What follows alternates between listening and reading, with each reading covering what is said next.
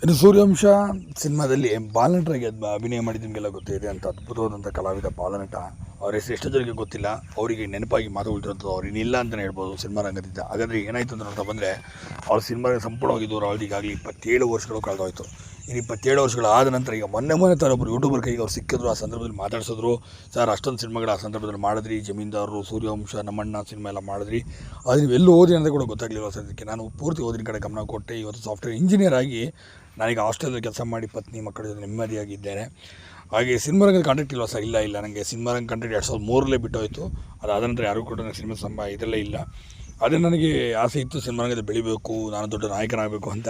ಆದರೆ ಇವತ್ತಿನ ಈ ಪರಿಸ್ಥಿತಿ ನೀವು ನೋಡ್ತಿದ್ದೀರಿ. ಈಗಾಗಲೇ ದೊಡ್ಡ ದೊಡ್ಡ ಸ್ಟಾರ್ ನಟರಿಗೆ ಸಿನಿಮಾಗಳಲ್ಲಿ ಓಡ್ತಾ ಇಲ್ಲ. ಇನ್ನು ಈ ಥರದ್ರಲ್ಲಿ ನನ್ನ ಸಿನಿಮಾ ಎಲ್ಲ ಓಡೋಕ್ಕೆ ಸಾಧ್ಯ ಉಂಟಾ ಹೇಳಿ? ಅವೆಲ್ಲ ಕೂಡ ಕನಸಿನ ಮಾತು. ಹಾಗಾಗಿ ನಾನು ಸಂಪೂರ್ಣವಾಗಿ ನನ್ನ ಸಿನಿಮಾ ರಂಗದಿಂದ ದೂರ ಉಳಿಯುವಂಥ ಕೆಲಸವನ್ನು ಈಗಾಗಲೇ ಮಾಡಿದ್ದೇನೆ.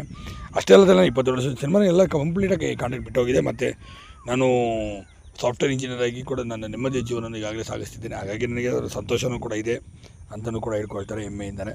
ಹೀಗಾಗಿ ಸಿನಿಮಾ ರಂಗದಿಂದ ಸಂಪೂರ್ಣವಾಗಿ ದೂರ ಉಳಿದು ನಮ್ಮ ಚಂದನವರು